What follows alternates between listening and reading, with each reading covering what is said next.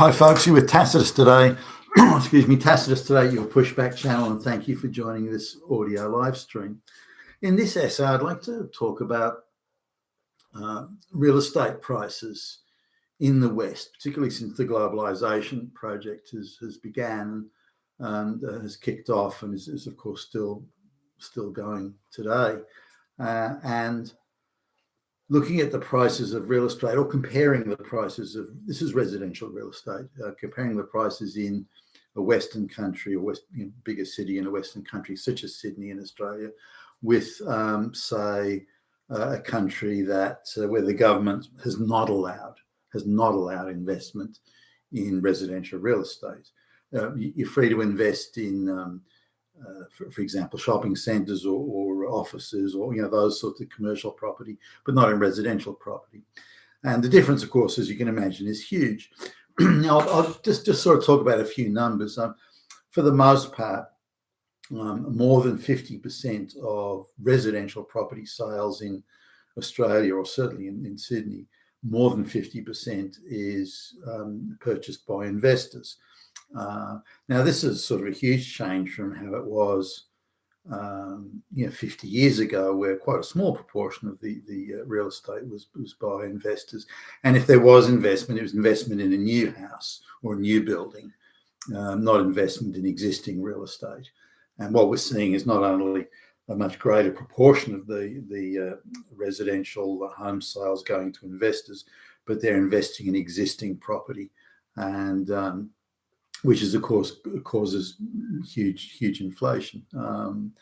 Now, on top of that, there are two levels of buyers of residential real estate in offshore buyers. One is people actually offshore buying the property, but there are certain limitations on that, so they effortlessly, easily bypass this by using local nominees. And because there's such vast numbers of Indians and Chinese and so on in Australia now, these people act as nominee owners of property as soon as they get residency or citizenship. So you'll have an illiterate cleaner making the average wage who somehow miraculously has a property portfolio of multiple waterfront properties. Now, you'd think that would raise some red flags, but it doesn't appear to. These people, excuse me again, but I've come across these people, illiterate Chinese or Indian peasants, and they own prime real estate and have substantial portfolios. Now, you'd think somebody would, the tax office or whatever, would ask questions. Where's the money come from to do this? You can't even, you're illiterate in your own language, let alone English, but somehow you're able to expertly navigate the local residential property scene and spend gazillions on property. Where is this made? So they're acting. So there's two levels. One is the offshore investor directly buying, and the other is widespread use of nominees to own property on behalf of the gangster goon, the Communist Party gangster goon who's in China, or the Brahmin, the Brahmin god who's in India or wherever. Could be Arabic money, could be anything, Russian money. So you have this interesting thing of these clearly penniless peasant people walking around buying multi-million-dollar properties, and no one even turns a hair or asks a question. Also, I was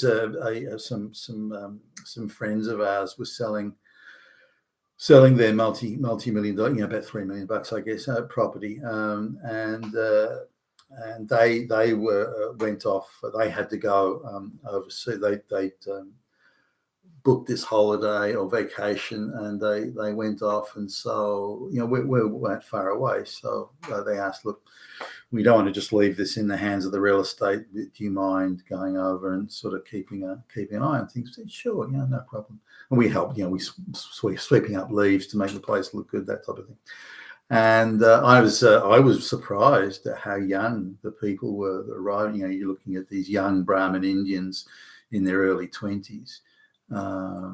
With a couple of children in tow, and they've got no job or anything like that. They're just wealthy family, and they're able to stump up $3 million without even blinking, without even turning a hair, and it ended up being bought by these penniless Russians buying it. So, but anyway, and hardly any of the people who came to see it were white, by the way. Now, it's the same goes for auctions around the place. Looking at some of the more expensive, or any auctions, but particularly the more expensive ones. You're lucky to see a single white face there, and in areas where, say, that are Indian majority. And they've become so very, very quickly. I don't know how that happens that quickly, but it does. You've gone from almost no Indians 20 years ago to almost no white people today. So having a look at auctions in those sort of areas, it's a completely Indian affair, and with local nominees representing offshore Indian buyers, say at an auction, that sort of thing. So that's one side. Just the majority of property homes, residential homes, are investors and offshore buyers. Now that's before I even get to the big buyers like the BlackRocks and those who again sort of often use nominees or front companies to obscure the actual ownership. If you go through the sort of if you like, the chain of transactions, a bit like George Soros uses front companies to conceal his involvement, that sort of thing. So we've got a situation where 5-10% max of the property transactions were property investors years ago, and they were for new buildings, not existing buildings, or buildings that needed huge renovation. To now more than half. Now, because there are so many nominees operating in Australia representing offshore buyers, it's actually hard to get a bead on it. I would think that the offshore ownership is probably closer to 75% in reality.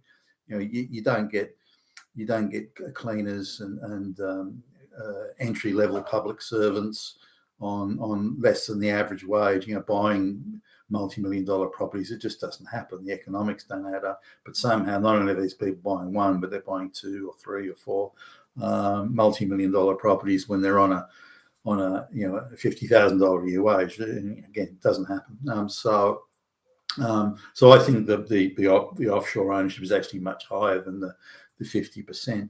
The real estate advocacy bodies, lobby groups, and so on, they try and play this down because they want prices to be buoyant, and they're hand in glove with offshore interests and so on. And we have to realize and come to grips with politicians. Whereas 50 years ago, a politician's primary income was from their wage. They were serving the public, and they had a decent wage, 2.5, 3 times the average wage.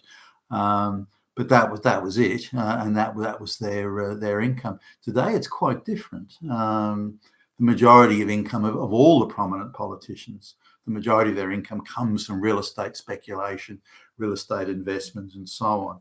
So they're operating hand in glove with the big international financial houses that are playing around, treating residential real estate as a plaything. Now, I just want to add another sort of factor here, that the house that I grew up, or for sort of 3 or 4 years, like as in the last 3 or 4 years of high school, anyway, the house I grew up in is now over 160 times more expensive than it was when my folks bought it. 160 times. So, and I'm not a million years old or anything. So within less than 50 years, for 45, like that, 42 years, that the house prices inflated by 160 times. So that gives you some sort of perspective on the level of inflation in real estate. Now I want to compare this though with a middle income country. It's not one of the first rank. So I think it's like the 31st richest country in the world, I think. Now, and there's quite a gap between, say, the top 20 and then the rest. That there's quite a gap there. That gap's narrowing, given in the West we're becoming much poorer now. But the company that I worked for at the time, and you're doing a lot of international traveling, that sort of stuff, they were umming and ahhing about opening up a regional office in this particular country. So I was instructed to run around and look. They wanted to buy office space and then buy property to house visiting execs and that type of stuff.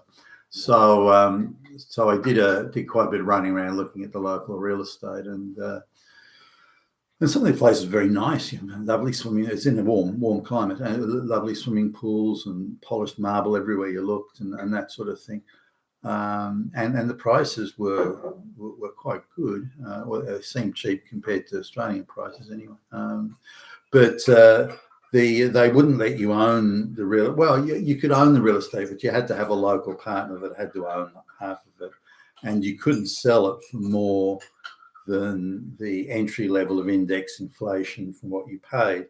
So if you paid $100 for it and inflation was 2% and you owned it for 2 years, then you could only sell it for example, for $104.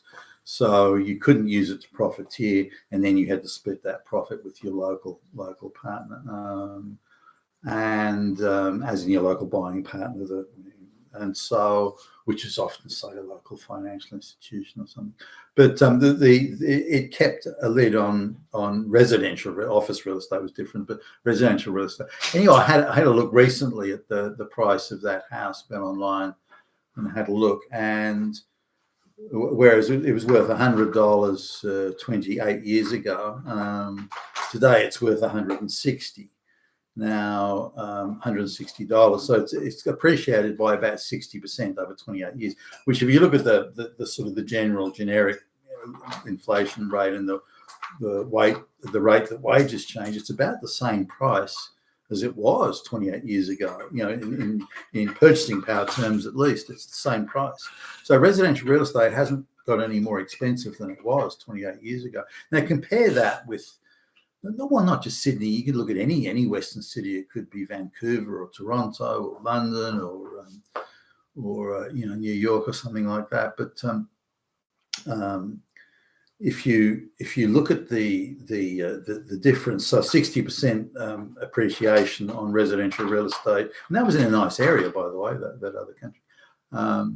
And they're looking at a comparable area in say Sydney from that time, and you're looking at over that same period, the increase has been 1,100% in Sydney. So the real estate price increase is 1,100% in Sydney, compared to only 60% in this other country where they don't allow offshore investment in real estate or profiteering by investors.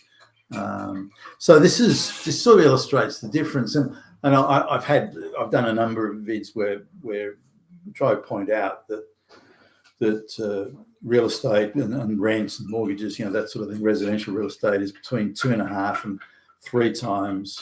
This is before you get into the better quality properties, by the way, 2.5 to 3 times more expensive in purchasing power terms than it was 50 years ago.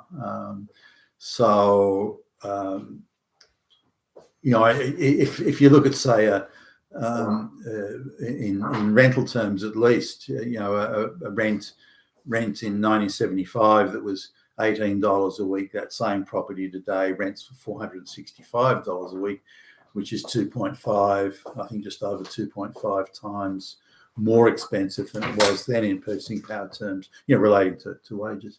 So it gives you just some sort of snapshot as to, now if the residential real estate had not been handed over to the international investors and not been treated as a plaything for international investors, which it clearly is, then we would see a very different landscape. Now the cost of living crunch, which is coming all across the Western world and pushed very hard by the globalists, you've got to have a place to live, and therefore that's one of the biggest expenses, your mortgage or your rent, and so maybe next comes a motor vehicle. but that housing and accommodation, shelter is your biggest expense. So you're directly attacking. I mean, it's a direct and vicious attack on the standard of living of the citizenry when you make real estate more expensive. It's a direct attack. It's not just, maybe it'll have an effect. No. Unless food becomes free or energy becomes free to offset the increased cost in real estate, this is a direct attack on the standard of living of your fellow citizens. Now, you might say, well, the politicians will be affected by that as well. So why would they do that to themselves? But they're not being affected. This is the thing that makes the difference. Politicians' salaries are, more or less similar to what they were back in the day. And if they had to meet all these additional costs of real estate, then their standard of living would suffer as well. But that's not what's happening. The politicians, particularly the key ones, but the politicians generally as a class have been bought off. They're able to acquire real estate at incredibly good prices and sell it at massive profits to some offshore Chinese investor or Indian investor or whatever, and they're able to turn multi-million-dollar profits a year by flipping real estate and buying. The banks, the financial institutions just give it and say, hey, buy this property for $1 million. And we'll help you sell it a year from now for $3 million, $4 million. So they're flipping vast profits on real estate by doing it. So they've become part of the investment class. So the politicians have stopped representing the people and worrying about the citizenry's the standard of living and the quality of life. They've forgotten all about that, and they've just jumped straight over en masse, just plonked themselves straight into the camp with the financial institutions, again, all treating residential real estate as a fucking investment plaything. So any politician now has got vast real estate, rental properties and flipping real estate to make vast money. So you can have a politician that when they enter Parliament, they just live in an ordinary house, an ordinary suburb, and they're renting, and particularly given the quality of people that they're putting into Parliament these days, these people couldn't hold down a job in a fucking Starbucks, for goodness sakes.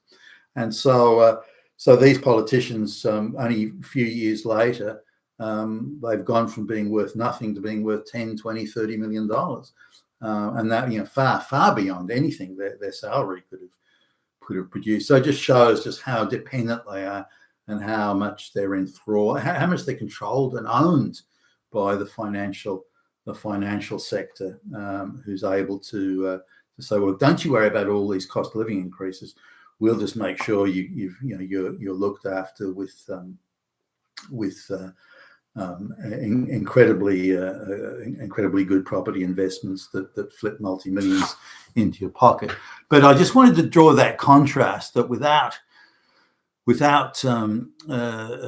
offshore investment and treating family homes as playthings, instead of an 1,100% increase inflation in property prices, residential property prices that we see in Sydney, in this other place it was 60% increase, and that just gives you or illustrates, I think, the difference between a government that represents its own citizens and their standard of living and quality of life, and a government that actually represents international finance.